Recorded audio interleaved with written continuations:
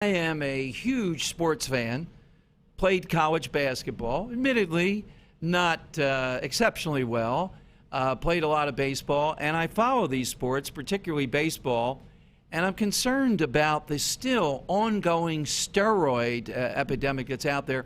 In fact, the idea seems to be that all the smart guys that I hear say, what's the big deal?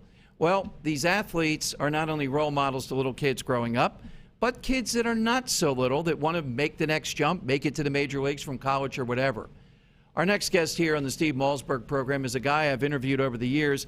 Don Hooton is president of the Taylor Hooton Foundation. He'll tell you the story of his son and steroids.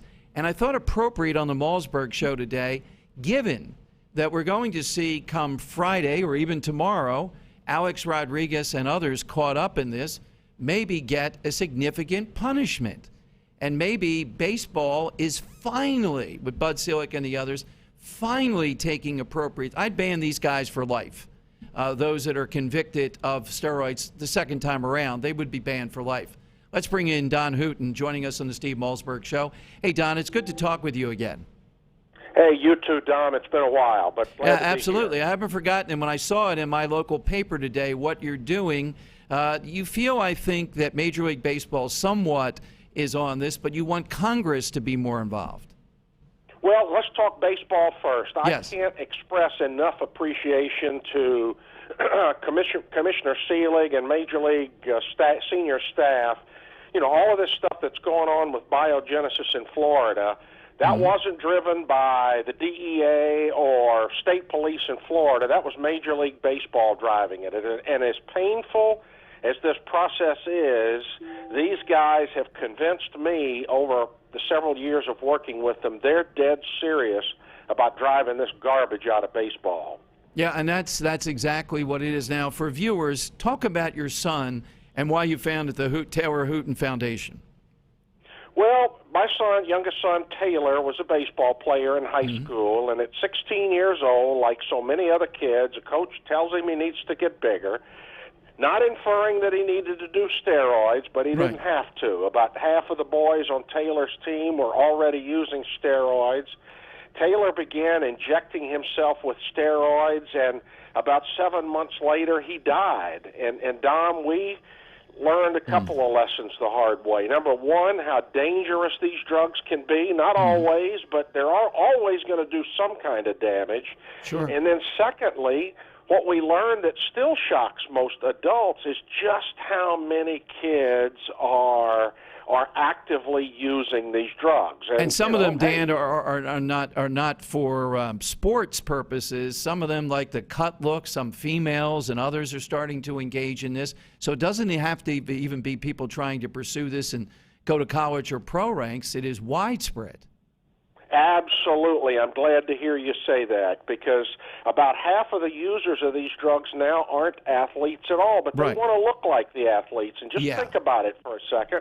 If you've got a young man, if the girls are interested in that cut look, that beefed up look, guess what they're going to do? They may not be interested in playing football, but they're sure interested in capturing the attention of the ladies, and that's what they're going to do if it takes it to get that look. And I remember, and I wish I had been able to view it with you, someone who's lost this but taken lemons and made lemonade by trying to save more kids.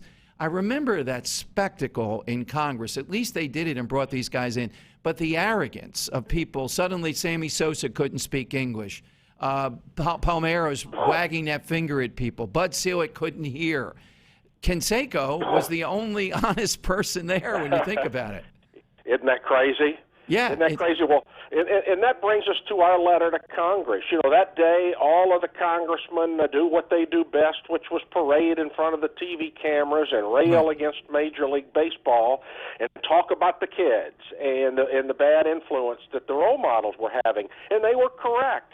But 8 years later, and it's hard to believe it's been 8 years, Major League Baseball is now investing more in youth education on this subject than anyone, including the federal government, which in the past 8 years has done nothing. And when I say nothing, I mean that word literally.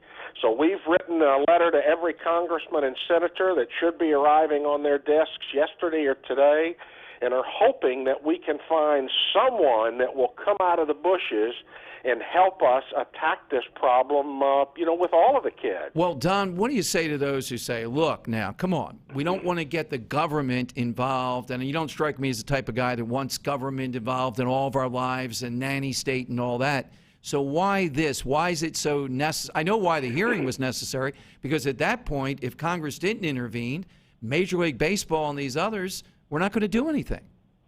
Oh, Dom, listen, I agree with you. If we could find a corporate sponsor or two that could help us grow our organization to be able to reach out into all of the schools across the country, I'd say let's go for it. But the truth is, if we're going to get, or at least, hey, if somebody feels differently, please call me and let me know, because we could use the help. But I don't know anybody else to look to that's got the reach and the depth to be able to drive this curriculum into the schools. Now, let me almost contradict myself. We've just received a grant from the state of Rhode Island, and beginning here in about 3 or 4 weeks, we will be visiting every high school in the state, talking to all of their kids and adults about these drugs. So that's a baby step. And hopefully, Don, you'll have the fodder, you'll have the brand, you'll have the teachable moment if these guys get blasted. I mean, I think second time around for steroid abuse, you ought to get banned for life. That's it. Severe punishment the first time. Second time, though, you're out for life. Yeah, there needs to be, I'm not an expert to know what the punishment should be, but it's clear that, as serious as things have been, there's still a group of guys that, for whatever reason, Dom, they haven't gotten the message, and they're still continuing to play with this stuff. There's just so much money at stake, but some of these knuckleheads, the message hadn't gotten through to them yet. And what I'd like to see, Don, too, is, and I know it's difficult now, where I am in Philadelphia, Cliff Lee has spoken out about this. I'd like to see a couple players too start to get out there, allied with you and others, and to just vehemently go against this, because it's unfair. Baseball's records are some of the most hallowed records out there. Other guys having to compete against guys like this, the pressure that they're under to have to face some guy hopped up on steroids. And then when we get down to the level of your son, how widespread this becomes, if nothing's done about it, you're going to see more and more and more of this. Well, I would love to have, if we happen to have any major league players that are listening to us right now, and you would like to jump on the bandwagon like Dom just suggested, we would love to have you, because those guys, as important as our message is, the kids look up to these players in the uniforms, and they are great spokesmen for what we do. Oh, absolutely. Is there anything else you can add right now, any other initiative or what you're involved in? That's good news that Rhode Island will be doing this.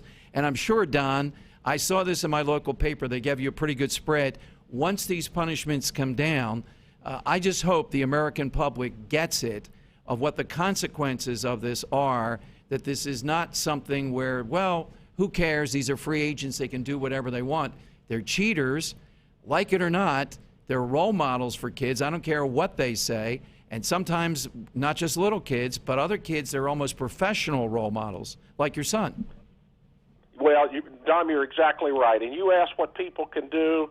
I would love to have any of your listeners that are touched by this story and recognize the seriousness of the problem to come to our website, contact our foundation. We would love to be out not just in the schools in Rhode Island, but in your school in Philadelphia or New York or whatever market that you happen to be in. We'd love to be out talking with your athletes, your non-athletes, your coaches, your athletic directors. That's what we do now. Thank you, Don, very much. It's always a pleasure to talk with you. Thanks for joining us today. Thank you, bud. Bye. There's Don Hooton, now his son, dead at the age of, I don't know what I would do if that were one of my kids. He represents what is something great about America. I've interviewed in my career doing talk radio and sometimes filling in for Steve. You may have seen me or heard me. Any number of people like Don Hooton that have taken a tragedy like this and turned it into a positive.